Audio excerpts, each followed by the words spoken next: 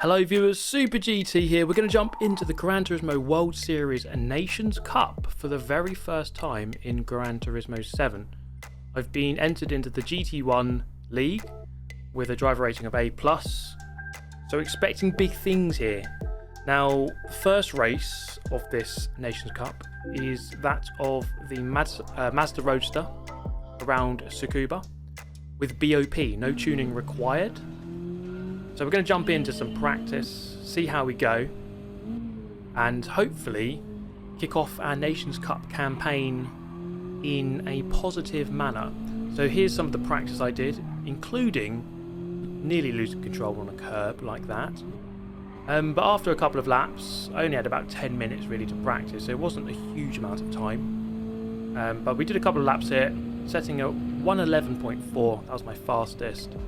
And I was fairly consistent in the mid 111s. As we join the lobby, you can see actually a very high quality lobby of some very good players, including Williams Gio, top left of the screen there, a multiple world finalist in the Gran Turismo Esports Series. So I knew that I'll be up against it here to try to achieve something, especially when the black screen of death appeared. About 3 or 4 minutes later, the screen reappeared, and albeit with 5 less players in the lobby. I think there's some sort of connectivity issues with the game, and we had a black screen for about 5 minutes, 3 or 4 minutes, but thankfully I was able to actually race. Now this is qualifying for the first race, and I got let out of the pit lane first, and rather than slow down and try to get some slipstream, I thought let's just go for it, let's just get some space, try to not be distracted and just set our own lap times here. And this is my first attempt at a qualifying lap, trying to set or dictate the pace for the others to try to beat at the front of the pack. Let's see if we can do it. So a rather tidy lap so far as we head in towards turn number 8, the hairpin at the far end of the circuit. On the brakes quite nicely. This Mazda Roadster, I think it's a good choice for this kind of track. Tsukuba's quite a small track, therefore anything sort of group 3 and above is probably a little bit too much for this kind of circuit, but this car kind of works around here quite well. Heading towards the final corner, quite a tricky one to get right, although it must be said that we've for those who've done the license tests, you've probably done enough of Tsukuba, so we've got a fair amount of practice around here. Setting a 111.5 at the end of our first qualifying lap, and that was the benchmark for them to beat, and to be fair, quite a lot of them did immediately beat that, as I jumped immediately from 1st to 5th, but it didn't go any lower than 5th, so that was quite encouraging. I knew that I was in a good lobby, so I think anything in the top half was going to be a good result, but 5th was okay for our first lap. Let's see if we can just try to improve that by a couple of tenths, and at the end of this split here, you see we're 2 tenths up on our previous lap, so that's good. If we can carry that through to the end, then hopefully we are going to improve by a couple of positions. Let's see if we can do that. Down towards the hairpin. The car in front is just going to magically disappear and enter the shadow realm presumably, or maybe just the lobby, pit lane, whatever you want to call it, which is actually the actual answer. And we get the hairpin quite nicely. Let's see what the second split timer says here. As you enter the final corner, you're going to get another sector notification. There it is, 1/10 up. So we've lost a little bit of time through the second sector. Let's come here through the final corner. Can we carry that speed through? What is that going to do to our position? It's going to move us up into second place. Still 3 tenths off of the leader. The second place is not too bad. 111.2 was our fastest. And I could not improve in the remainder of the session. But also, no one else could either. So we're going to remain in second place, which I actually very happy about that. I think that's a good result. Let's see what we can do in the race as we begin our Gran Turismo 7 Nations Cup career. Away from the line we go. A little bit of wheel spin. Didn't turn traction control on. That might have been a mistake. But we're going to cover the inside. A bit of a bump from the car behind as we head in towards turn 1. And we're just going to hug the inside line and try to make sure no one gets up our inside. That's exactly what we managed to do. Now my main priority here, this early in the race, obviously understanding that Giorgio Mangino in the lead there, very fast player, and our main objective really is to stay with him as long as possible. ideally we could stick in the slipstream and try to pull away from the group behind. If that's what we can do, then that would be certainly most ideal. But you can see already he's beginning to edge clear, and this is the thing about these very, very quick players on the game. They can just edge tenths in every little corner, every little part of the track. They just seem to be able to find an advantage everywhere, and he's very, very quick indeed. Looking behind as well, a bit of a gap developing for myself to third place. Is Kravchenko there moving up into third. So about 8 tenths to the leader, about 8 tenths behind as well. So sitting in a fairly comfortable little space here in second place. It's only a 7-lap race. About 8.5 minutes of racing. Not very long at all. And if we can just try to establish a nice gap here in the first phase of the race, that would certainly be very ideal and would help us basically have to withstand less pressure. That's the main idea. Mangino here just beginning to edge a tenth here and there. The gap, in fact, at this point here, opening up to above a second for the first time in the race, and the gap behind about 9 tenths. So again, still in a comfortable little space, but that can easily change if you make a bit of a mistake. And actually we've gone a little bit wide there through the penultimate turn. And Mangino opens up. I don't know if it's Mangino or Mangino, but I'm sure one of you could probably correct me in the comments below. So 9 tenths ahead of third, and Mangino beginning just to edge slightly clear. And what I must say is that I was fairly comfortable here. I was fairly pleased with how this race was going. I'm going to skip ahead a lap to lap number 4, because this is where things began to hot up rather. And Gio 1.5 seconds ahead, but as you can see, Kravchenko managed to put in a couple of very good laps and just get on my tail. So this was not going to be an easy race to try to keep second place. You see the car squirming for the apex of the hairpin. Not an ideal line through there at all. And I was certainly going to have my work cut out to try to keep second place in this race. You see just how close he is as we take a quick look back. I'm going to go defensive into the penultimate turn. Keep the car pinned on the apex so we can't do the old switcheroo.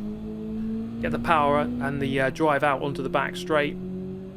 And you can see here the battle developing for second. It was a really good fight, and actually I was really pleased to be up towards the sharp end of the pack in the A+ GT1 league.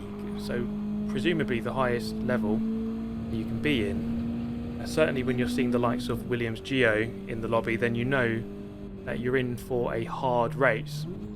And now having to go defensive here into turn 1. Kravchenko going to try it around the outside. It's not quite going to work, but you see just how close he is. It's not going to be easy now to try to keep him behind. Although it must be said that you do have to be very close indeed to really launch a proper move around this circuit in this type of car. You can't really launch one from really far back. It's not quite going to work, as you don't have proper racing brakes or proper racing tyres. The braking zones are quite long in these types of cars, and we have a bit of a gap here coming to the hairpin on lap number 5, so don't have to go defensive this time around.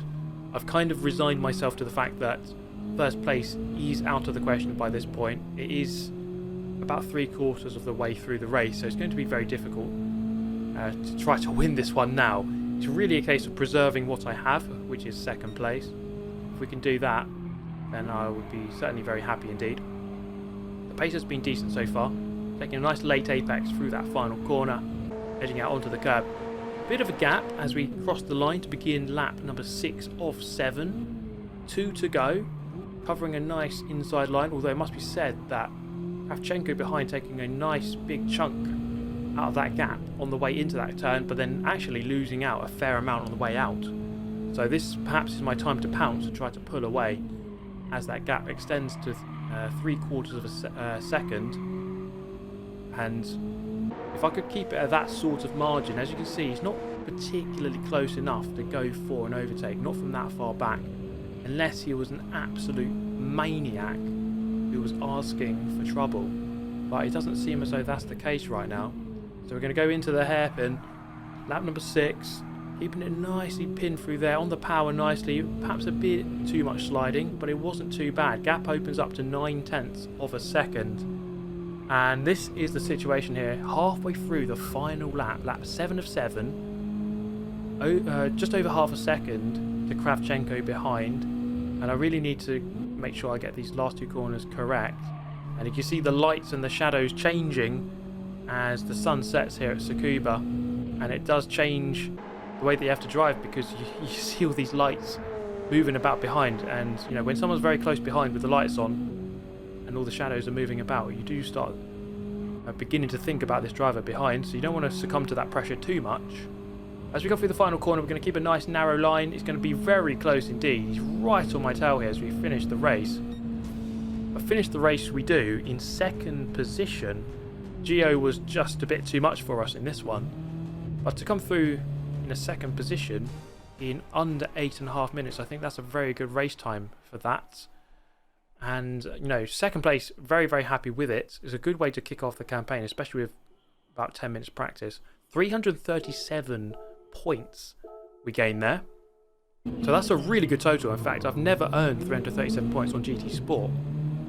And taking a look at the replay here, everyone who's using TCS off the line, so that's something I could do for the next race. And I just had a quick look at Giorgio, just to see some of the lines he was taking. He was just very tidy. He was just so clean and tidy. Just the exact right amounts of power, using all of the track. See here, using a bit of the grass through the right-hander. And it was these little things, you know, just these top drivers are very, very clean indeed. But something I would try to do here is change the livery of the car to the Mazda 787B inspired livery. Hopefully that'd be worth a couple of tenths a lap. So we joined race number 2. Now it was a bit of a risk to join a 2nd race, as 337 points is a very good total. But, you know, I felt like we had a good result there. I could potentially go better. Depends who's in the race. Now, for the 2nd race, I got let out in qualifying in a bit of more of a group. This time behind Killian, who is, again, a very, very fast player. And it became quite clear to me that, and it was quite strange to me actually, that I was actually a bit quicker than him, because on this qualifying lap, I was actually quite easily able just to get a bit closer to him. And I must say though, I'm very happy with my pace on GT7, and I think it's taken another level compared to GT Sport. And I think it's not really down to me changing my driving style so much, it's more that the way that the game works, it just kind of suits the way that I drive, which is try to be a bit more delicate and smooth on the inputs. And that didn't really always work on GT Sport, as you can kind of really chuck the cars in quite violently. But here, it seemed to be working for me. At the end of this first lap here, let's see what we can do. 1:11.4, and let's not forget, in the first race I managed to do a 1:11.2, so if we can try to replicate that, that would be positive. Now this 2nd lap here wasn't good because I was caught up behind Killian and perhaps losing a bit of time. He actually made a mistake there later in that lap, so now there's some clear air to try to attack the track. Now here I went 3 tenths quicker on this lap than my best, so I knew that I could do a 1:11.1 if I didn't mess up the last couple of corners, but then I just did this, just overcorrected slightly. You see there, taking a very bad line on the exit of the hairpin, and ultimately doing a 1:11.5. So I wasn't able to improve on that 0.4, which was a bit frustrating, but I think the best I could have hoped for there is maybe a 3rd or a 4th. So we're going to jump into our 2nd race here. We've got a lot of work to do in the Mazda 787B inspired livery to try to match our results from the first race. Let's see if we can do it. Traction control on, and that certainly does help our launch away from the finish line, the start line, sorry. Manu is going to try to run us narrow here, but we're going to have the line on the way in. He's going to try to fight this one around the outside, which is the sensible option. So we've got a lot of work to do here, and a fair amount of cars to try to overtake if we want to have a good result here. I mean, 6th place on the grid, not too bad. Can we move forward? I reckon we can. I reckon my pace was certainly good enough for 3rd or 4th if I'd got my perfect lap in qualifying. But then again, I didn't get the perfect lap, so I can't really argue it. Right, settling into the race here, lap number 1. First half of that lap going okay. And we have Haku just behind, very close behind in fact, as we head in towards the hairpin. This is where things get a little bit messy, as Portuguese driver there getting run wide. A bit of contact from behind, and I think there was multiple bits of contact through that hairpin. So now Haku is going to be alongside us as we head in towards the final corner. We're in 5th, but the way that this is playing out, it looks like I'm going to lose this position as I'm not on the inside. So Haku goes through, but he does it in a very Ken Block Gymkhana kind of manner, and he's going to lose a lot of momentum on the exit of the corner. So I'm going to resume 5th position, and now let's try and focus on getting closer to this group in front. We've lost a bit of ground, but you see there on the way into turn 1, lap number 2, just gaining a fair amount of ground. So taking a nice line in, car in the background getting sent to the Shadow Realm, and we're not going to worry about that. We're going to try and move forward here in this race. Prima Doctor in the lead are doing a good job of just beginning to edge clear of this group, and my main job here is really just try to get onto the back of this guy in 4th. Can we go for the overtake? Let's see if we can do it. It's going to be a very different race to that of the first one, where we kind of were just in a static race where we didn't really have to do too much. This one is going to require a bit more aggression if we are going to want to fight our way towards the front. Onto the back straight, we've certainly done our job here on lap 2, which was really get on the back of this group, try and edge away from the group behind, and therefore I'd rather say that lap number 2, as we get some new service feedback from PlayStation, which is just incredible news really, isn't it? So I'd say yeah, lap 2 was a resounding success. Not as good a success as all the 4 people in front of me crashing into the barrier, but then you can't really expect that to happen too much. Not with players of this calibre. So Manu there, the Spaniard, moving up into 2nd. Again, another World Tour finalist. They're in good company here with some of these drivers. Into the infield, hairpin. For the 3rd time here. We're going to have to try to make some inroads into this group, I think, as I caught up fairly quickly. And we're going to have to try to size up a decent overtaking opportunity. Coming up towards the hairpin, I'd say we are within range. Let's see if we can do it here. We have to move slightly to the right and go for this move. No, we're not going to do it, although it must be said that Epic 69 has gone a little bit deep. We're going to go side by side here on the back straight. Epic 69, what a name. He's going to actually get the run here. He's got the slipstream. He had a wider line on the exit, and he's able to resume the position. Okay, so we've lost a bit of time. Not able to gain the position though. But we've still got 4 laps remaining to try to get past this guy as we begin lap number 4. So the Portuguese driver is going to get overtaken here surely as we go in. I see this as an opportunity. We can edge our way into that gap that has been created. Try to get a good exit here on the power nice and early, keeping the car under control. Side by side now with the Portuguese driver as we head in towards the hairpin. We're going to have to give him space here as he's still alongside. We're going to go around the outside. Bit of contact between the 2 of us, but I think it's fairly normal in Mazda MX-5s to have a bit of door banging. But we managed to get the job done. Up into 4th position. Main objective now switches again. Let's get away from this guy, move forward, and close up this gap that has just opened up. So you have to be quite swift with your overtaking. You see there, you lose a bit of time every time you go for the overtake. And again, taking a nice line into turn 1, closing up that gap pretty much in one corner. Here on lap number 5, gap to the leader, 3.5 seconds. It's going to be very difficult to win the race from here.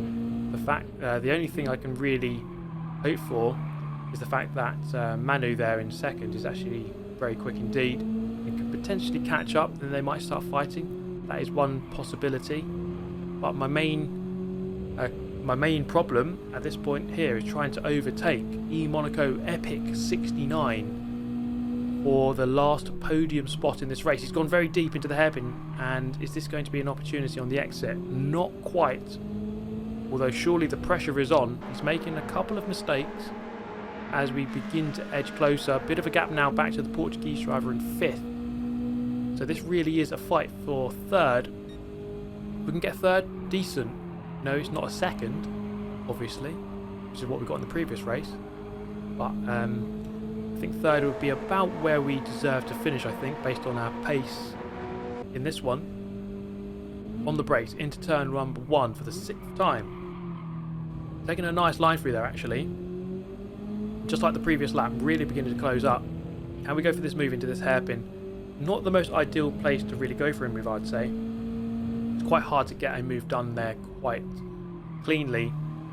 But he's going to actually go quite deep on the way out of the turn. We're going to go side by side now through turn number 5. And we get this one done. We're going to have to give him space on the right-hand side. Side by side through the turn we go. And we get the position. We get 3rd place. And that's good timing because there's only 1 1/4 laps remaining in this one. We can just begin to get a bit of a gap, make it a bit more comfortable. That's exactly what happens. We're going to finish this one 1.3 seconds ahead. Epic 69 just perhaps a little bit distracted by the driver behind, and we begin to get away from him. At the end of the race, we finish it in 3rd, and I was actually, again, really happy with that one. I mean, I think if I'd qualified a bit better, there was definitely a chance of 2nd. But 3rd place in that one, earning us 331 points. That put us 2nd in the United Kingdom and 14th in the whole region. So you can see there the domestic rankings, finishing 2nd, and in Europe, or EMEA, finishing 14th. So that's actually a really good result, and I was really happy with it overall. So we're going to try to continue and try to get a decent overall standing here in this Nations Cup test season. We're also going to jump into the manufacturer season as well and try to have a good campaign in both. But that is the end of this video. Really hope you enjoyed it. Get yourself subscribed if you're new to the channel and you enjoyed this video. And I shall catch you next time. Take care. Goodbye.